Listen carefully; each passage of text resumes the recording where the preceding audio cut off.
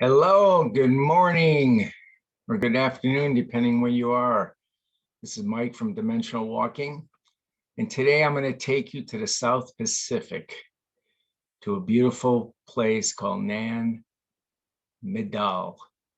And Nan Madol is a beautiful place next to an island called Ponpaw, and it's this Nan Madol is it's about, I think it's 100, maybe 90 to 100 islets, which are tiny islands, and they're man-made islands, and they were made a long time ago by exactly who we do not know, but they're pretty amazing.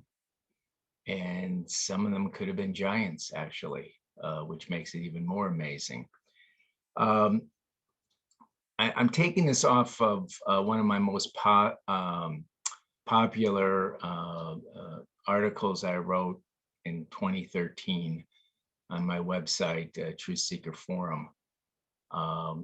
So I used all my own research I did at that time, and more research I did just the last few days. And then I also read a really interesting article by Ivan Mackley, who I thought did some wonderful research on his own. So I will use some of his material. And then I also filled in a few gaps with a little Wikipedia. Okay, I'm sure you don't mind. We all kind of use Wikipedia once in a while, get some general things. So anyways, Nan Madol is located, let's see if I remember correctly, it's about 1,700 miles northeast of Papua New Guinea, and it's probably about 600 miles west of the Marshall Islands. Okay, so I'm sure everybody knows exactly where I'm talking about. It's kind of in the middle of nowhere, basically. It's a beautiful South Pacific area. Just really incredible place. If you get to look at some of the, there's some videos and pictures that you can see on it on the internet. It's an incredible place. It's as beautiful as Fuji. It's as beautiful as Ballet. It's in the same general kind of area, east and northeast of Australia. So, anyways, let's get started a little bit. So, on this island, these series of islands that were built, exactly when we're not 100% sure. There's some carbon dating I'll talk about in a little while, but we really believe, and there are archaeologists there presently from Japan, from Russia, and the United States that I'm aware of. They're actually doing additional work there to try to determine how old these structures are. So there many of these structures, there's like 800 of these stone basalt structures. And basalt, if you know, is volcanic. So on the other side of the island of Ponpaw, it's hard to say,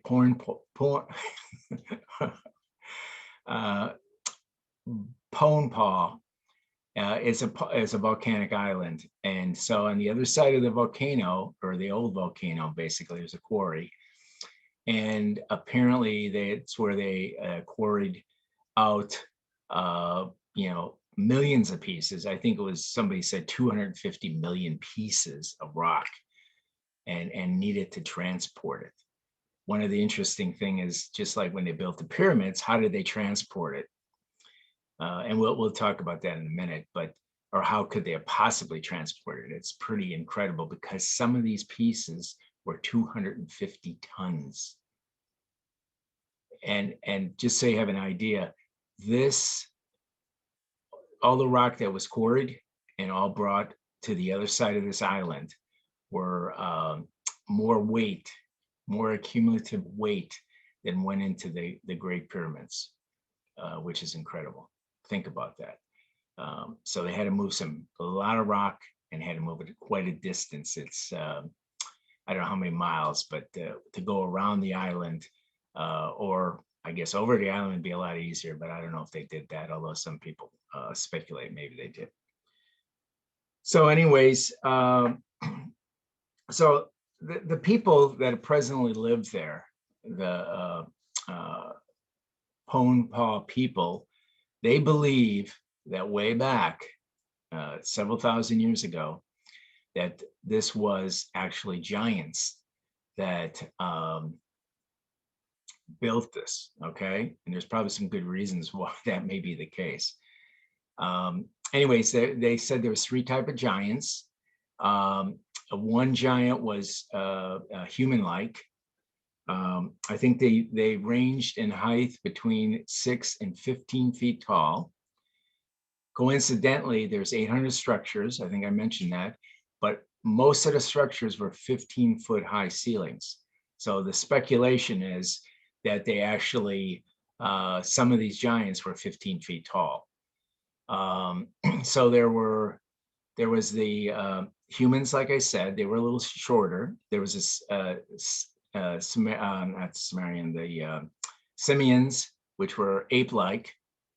They were a little taller than the human-like, and then it was a mega. The mega were 15 feet tall, is what the speculation is. So, anyways, the first 2 I mentioned, the human and the simian, they claim they had the ability to fly, and the mega ones, they were more terrestrial. They walked on land more, and they actually were underwater, and they were considered slave types. Now, it's hard to believe that when you're 15 foot tall and the other ones are, several feet less, that they would be the slave types, but who knows? And there's been some evidence that these giants did exist, and I'll talk about that in a minute. So anyways, again, there was 100 of these little island structures, and most of them were built on pylons, and they were built with this basalt. And these basalts were made in columns. And if you know anything about volcanic activity, a lot of this basalt is actually in a column. It actually comes out and is formed from volcanic activity in the shape of a column. I don't know if that's exactly the way these columns exactly looked. Like I say, if you go online, you can see some of the pictures of it.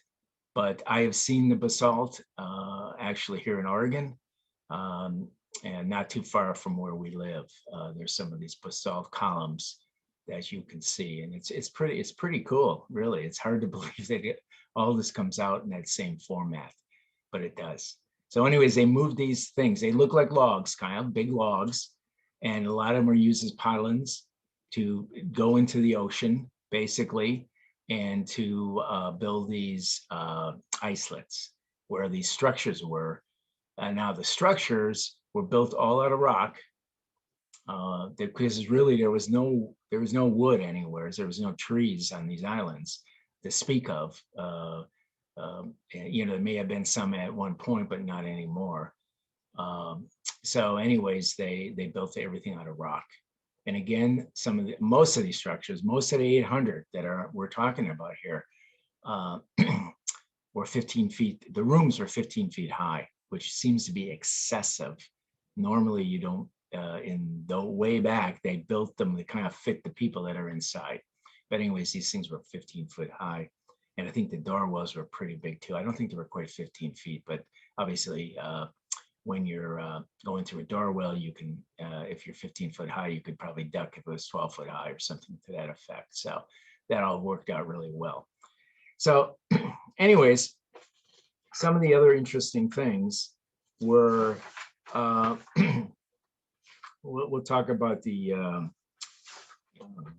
let's see what else we got here. Oh, so there was always this big conversation during when you talk about the pyramids. How did they move these big, gigantic stones?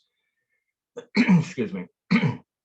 And of course, nobody could figure out how they moved the stones in Egypt or other places in the world that have huge stones. Interesting enough, I did the Olympics a couple times. Did logistics works for the Olympic Games. And I had the opportunity at one point after I had done it to actually go and form a group that was going to go ahead and try to move rock that was as big as the slabs that are on the Great Pyramid. I was trying to organize a group. It didn't all work out in the end. I ended up having to do something else. And so I didn't do it, but it was fascinating. You know, we were going to get these engineers and we were going to get these huge pieces of equipment. And one of the conclusions we came to, it wasn't going to work. It just wasn't going to work. There was no pieces of equipment we could find that could move this type of rock, etc. So the bottom line was, my conclusion has always been, is that these rocks didn't move on the ground. They didn't move with slaves, or they didn't move with rolling logs or anything like that. My conclusion has always been is that they moved by vibration. That the big pieces in the pyramid was moved by vibration. High vibration vibrated them off the ground.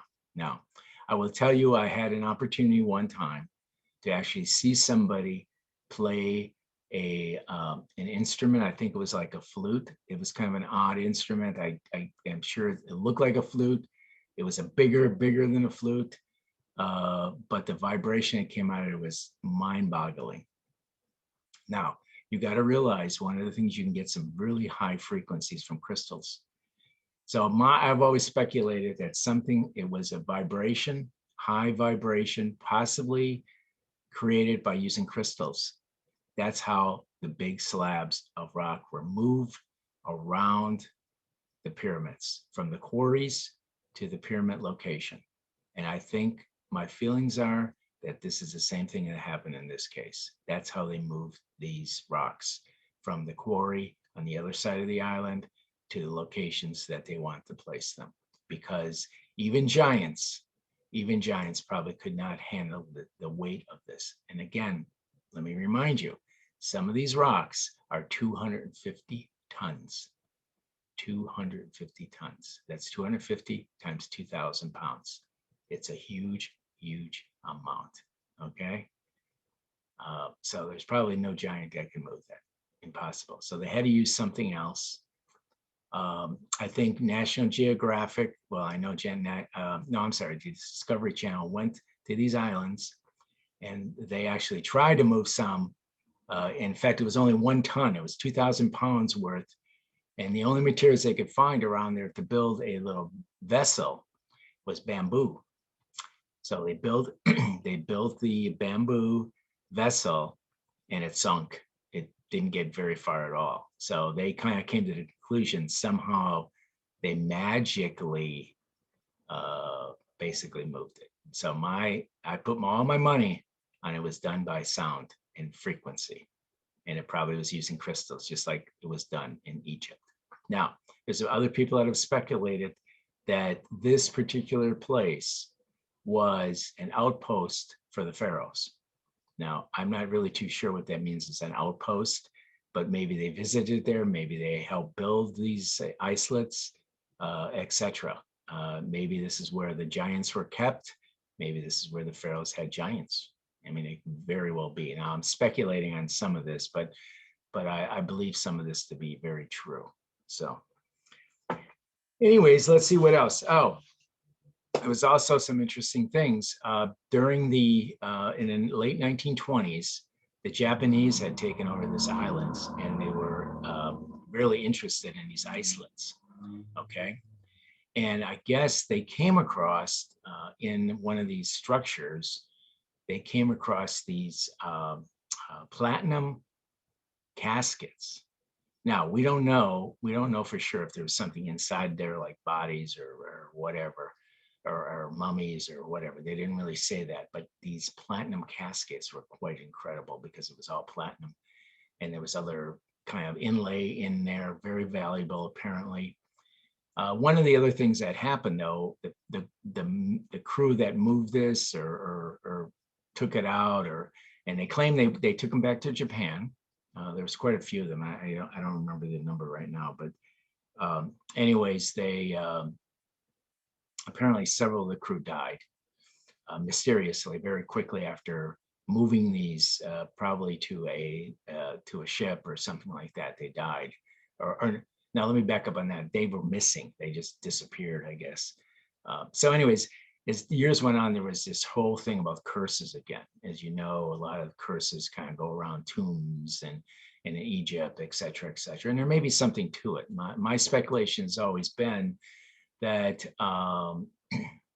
when you open up these tombs or you're around these areas that have mummies, et cetera, there's weird microbes, mold spores that are there. And when you open something up, a lot of times that there's a rush kind of air because of pressure. And these spores that have been in there for literally thousands of years can rush out, easily get into your lungs. And some of them are very powerful and can kill you quite quickly. And I think that's maybe part of this type of curse thing. And there's been other people that have had, that apparently been around this stuff, has had some issues. There was also, I'm thinking, there was another thing. There was like a governor. I guess the Germans also occupied this island for some period of time. I believe it was during the Second World War. And apparently the governor, he was poking around or around trying to find out some more information or whatever in these areas where either the tombs were or where some bones were found, etc. And apparently he died fairly quickly after being in contact with this material. And so, etc. Now, talking about bones, there were bones that were found, supposedly, that were, I think there was a very large femur bone. It was twice the size of a large human. So that's some of the, besides the rumors about the caskets and some other people seeing skeletons, there was this femur bone that was pretty much confirmed had been found, which was very large, double the size of a human. So if you do double a femur bone of a human, let's say a 6-foot human, easily that's 12 feet right there. So probably some good reason to believe there were giants here in this area. So anyways, let me look at a few other little things here. We talked about the curse of the tombs, right? And spirits, etc. Now, there was some carbon dating done. And what the carbon dating did show is that it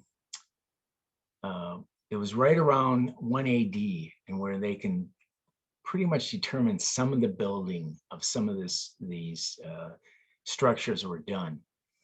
So that probably makes it over 2,000 years old. But there was also people that said that some of the structures seemed that they were older than the structures that were carbon dated, and for some reason they could not carbon date anything else. I mean, obviously to carbon date something, you have to have carbon, and the way you have carbon, for the most part, is fire. So I think they said that some of the structures were probably around 1 AD or a little bit before 1 AD. So, but they speculated some of these other structures were much before that. So let's see, what else do we have here that I want to talk about? Let me put my glasses on here for a minute and make sure I don't miss anything. Yeah, let's get to this. So this mysterious city has been sometimes called Atlantis, where especially because of these for some reason, because of these platinum coffins, they started calling this Atlantis. Now, here's what I would question a little bit about that. for most of you, people always have related Atlantis to areas either in the Mediterranean or in the Atlantic, especially around the Bahamas, the Bahamas, or up or into the middle of the Atlantic Ocean. So anyways, so I don't know where they're kind of getting this Atlantis connection, but what I would buy is other ones that have connected to the lost city, the lost country, or the lost continent of Mu, or the lost continent or region they call Lemuria. Definitely thinking this is a very high possibility because the location is probably perfect. So anyways, that's what my feelings are about that. By the way, this island is part of the Federated States of Micronesia, if anybody's interested in that. So anyways, is like I say, I don't believe it's Atlantis, although there's some pretty interesting things. There was another theory I saw where they thought that this, for some reason, this area was some type of a weather station or weather modification station. And I haven't been able to get any deeper into the weeds on that one. It sounded fascinating, but I didn't. But that was kind of some of the things that were always flying around about Atlantis. They had some technologies that were pretty incredible. So, you know, maybe that's another thread of research that needs to be done. So that's pretty much it on that. The reason I, you know, I just wanted to see if I could get you interested in this. I really believe that, you know, this is truly a magical place. This whole area around these islets, these 100 islets that were built, and I just think it's a very special place. And what I wanted to say is that I put a 5-minute video on from National Geographic about the islands, about the islets and the island itself, Pohnpei. And it'll give you some look at the structures. It'll give you some look at the beauty of the area. It'll also, you know, they're also going to ask, somebody's going to ask one of the people from National Geographic, how do you think they move the stones from the other side of the island? And again, they use the word magical, which is unusual for National Geographic. They're pretty straight. So as far as them using the word purple or magical, kind of unusual. So I thought it was kind of cool. So anyways, you look for it on Truth Seeker Forum. It'll just be the 5-minute video. I think you'll fall in love with the place. I think this is a really important place. I think it has some tremendous significance as far as past human history and possible human history and human history going forward. Anyways, that's pretty much it. If you like us, please like us. And I really would appreciate you subscribing.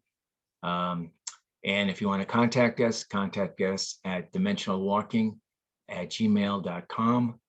And please let us know what you want us to talk about. Rainbow and I have been doing this for many years, and we're quite versed in many subject matter in the paranormal. And we would love to you know, go ahead and take requests, and we would love to tell you what we know and what other people possibly know, and some great stories, hopefully. So be happy, be safe, and out, Mike. Bye.